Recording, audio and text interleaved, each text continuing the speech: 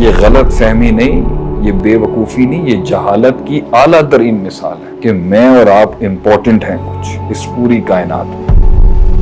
ایک اور حدیث کے اندر الفاظ ہیں، حدیث قدسی ہے کہ لو ان اولکم و آخرکم، کہ اگر تمہارے سارے پہلے جو تم سے پہلے گزرے ہیں اور وہ سارے آخری میں جو تمہارے بعد آئیں گے قیامت تک، و انسکم و جنکم، اور تمہارے جتنے انسان ہیں اور جو تمہارے جتنے بھی جنات ہیں سب جمع ہو جائیں، یا عبادی لو ان اولکم و آخرکم و انسکم و جنکم قانوا علی اتقى قلب رجل واحد منکم، اگر تم سب لوگ نیک ہو جاؤ، تمہارا دل ایک متقی پرہیزگار آدمی کی طرح نیک ہو جائے، تو یہ کوئی زیادتی نہیں کر سکتا فی ملکی شیئن، میری ملکیت کے اندر، میری پاور میں، میری میجسٹی میں ایک ذرے کے برابر بھی اضافہ نہیں کرتا اگر تم سب متقی پرہیزگار ہو کے سجدہ دے دو مجھے۔ اور دوسری جگہ اسی حدیث میں اللہ نے فرمایا وَلَوْ أَنَّ أَوَّلَكُمْ وَآخِرَكُمْ وَإِنسَكُمْ وَجِنَّكُمْ، تمہارے پہلے، تمہارے بعد والے، تمہارے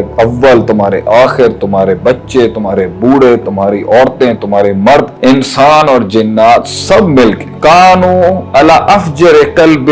رجل واحد منکم، تم میں سے سب سے زیادہ فاجر فاسق نافرمان کے دل جیسا تم لوگوں کی ہے، کہ جو اس کا دل ہے اس جیسا تم لوگوں کا دل ہو جائے اور اس طرح کی تمہاری حرکات ہو جائیں، تو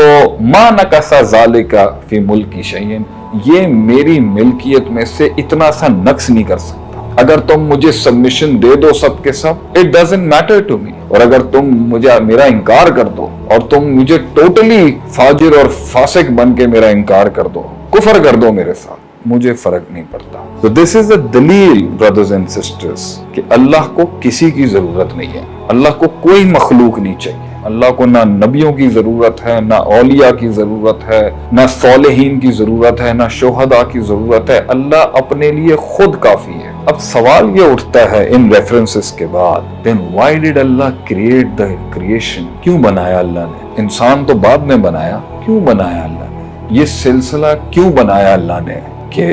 قلم بنایا، عرش بنایا، کرسی بنائی، سمندر بنائے، پہاڑ بنایا، بیماریاں بنائی، حیوان بنائے، جنات بنائے، انسان بنایا، حشر بنایا، یہ حشرات بنائے، کیڑے مکوڑے بنائے، ہوائیں بنائی، سورج بنایا، چاند بنایا۔ Why did he do it؟ جب اس کو اس کی ضرورت ہی نہیں تھی۔ اور اگر یہ سب کہنا کہ یہ انسان کے لیے بنایا ہے تو پھر انسان کو کیوں بنایا جبکہ اللہ کو اس کی ضرورت ہی نہیں؟ تو یہ جو پرسپیکٹیو ہے نا کہ میں امپورٹنٹ ہوں، یہ جو سوچ ہے نا کہ میں کچھ اہمیت رکھتا ہوں اس کائنات، the world revolves around me، میرے ارد گرد پوری کہانی چل رہی ہے، اس پورے سلسلہ کریوسٹی اور تجسس کا میں ہیرو ہوں، ابتدا اور انتہا مجھ سے جڑی ہوئی ہے۔ یہ غلط فہمی نہیں، یہ بے وقوفی نہیں، یہ جہالت کی اعلیٰ ترین مثال ہے کہ میں اور آپ امپورٹنٹ ہیں کچھ اس پوری کائنات میں۔ جب انسان یہ سوچتا ہے نا کہ وہ کوئی چیز ہے، وہ کوئی اہمیت کا حامل ہے، تو you become a laughing stock for the universe, آپ ایک کائنات کے لیے ہنسنے کا مواد ہوتے ہیں، پوری کائنات آپ پر ہنس رہی ہوتی ہے جب آپ یہ سوچ رہے ہوتے ہیں کہ میں کوئی چیز، میرے قصے ہونے چاہیے، میری بڑائی ہونی چاہیے، میرا تذکرہ ہونا چاہیے، اسٹرگل کامیابی کی اس لیے کہ میں کسی مقام پہ پہنچ جاؤں۔ ایک ہستی سے ابھی میں ملا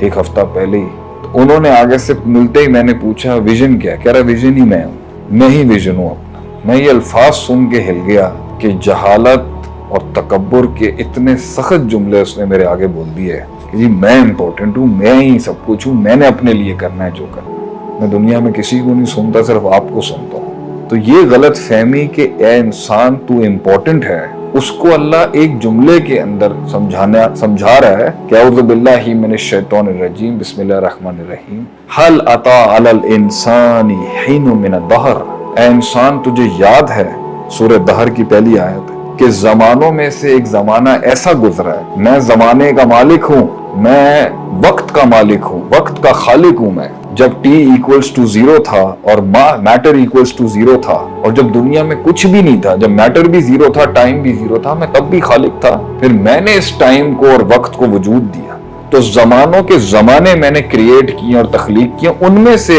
تجھے ایسا وقت بھی یاد ہے لم یکن شیء مذکورا، کہ تو قابل ذکر بھی نہیں تھا، تیرا وجود ہی نہیں تھا، تو تیرا ذکر کیا ہونا تھا کسی جگہ؟ یعنی اللہ انسان کو